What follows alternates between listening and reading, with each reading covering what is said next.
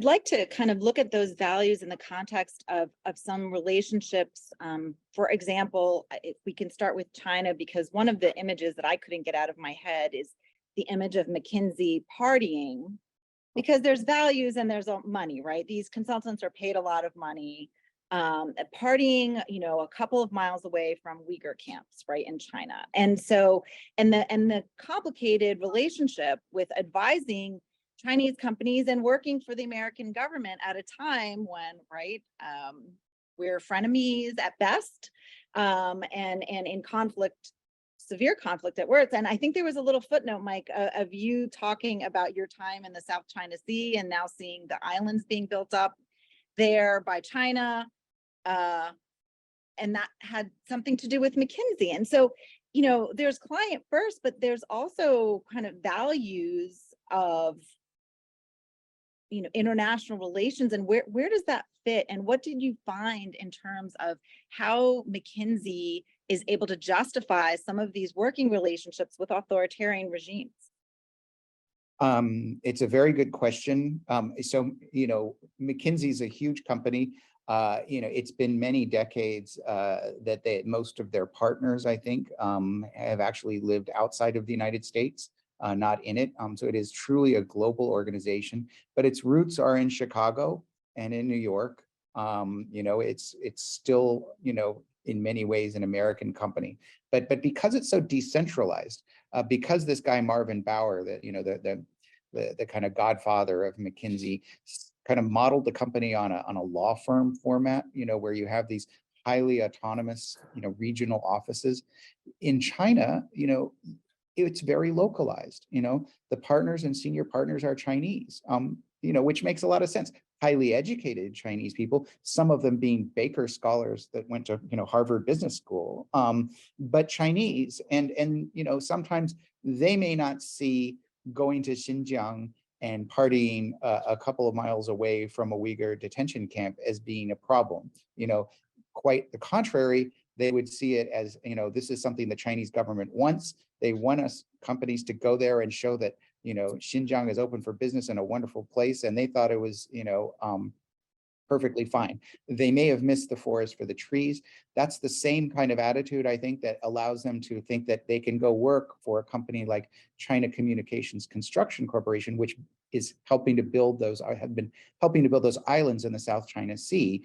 They own a dredging arm, and so some of their dredgers were dredging the sand off the floor of the ocean to build these islands. And McKinsey was advising this company at the very same time that they were doing this, and at the very same time that they were advising the Pentagon, which saw these islands as a threat. It gives you an idea of the global reach of McKinsey, and that some of its work is totally at odds with each other, and in conflict. But to answer your question on how they can justify it, I think it's this decentralized nature of the company. You see it in China, you see it in Saudi Arabia, you certainly see it in Russia.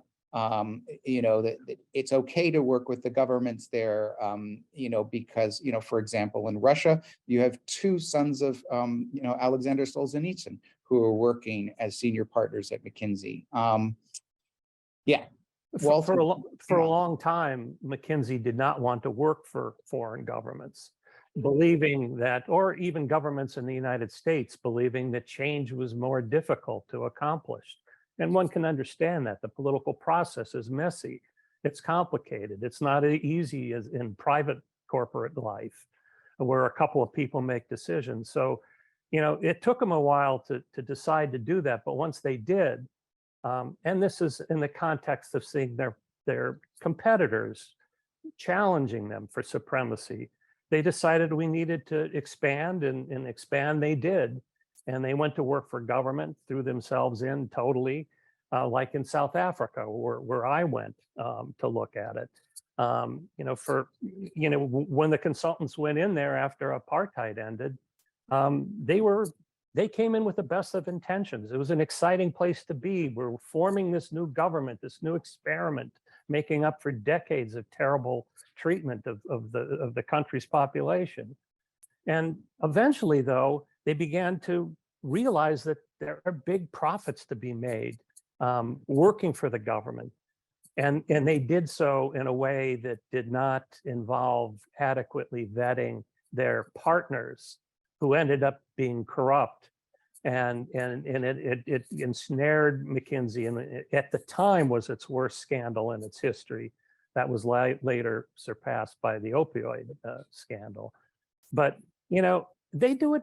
Money is, I mean, we know the story of money and its effect on people. And McKinsey wanted money, and senior partners wanted money. And so they'll go where it takes them. And sometimes it takes them in very dark places and bad places, as they did, as I found in the Ukraine under the former Russian-leaning Yanukovych, who, you know, was forced out in protest. McKinsey worked for him, you know, advising him. It seems like they would work for just about anyone, which explains why they were advising the Live tour with the Saudis. I mean, the controversy that we're following in the media right now, why are they having anything to do with that government, with, you know, MBS? It just, you know, I mean, this is the guy who chopped up a journalist, and they don't seem to have a problem in I guess what one could call sports washing, to overuse that cliche. But I mean, it's a way for him to scrub up his reputation and make him more acceptable to the rest of the world. And McKinsey's there to help if they get paid enough money.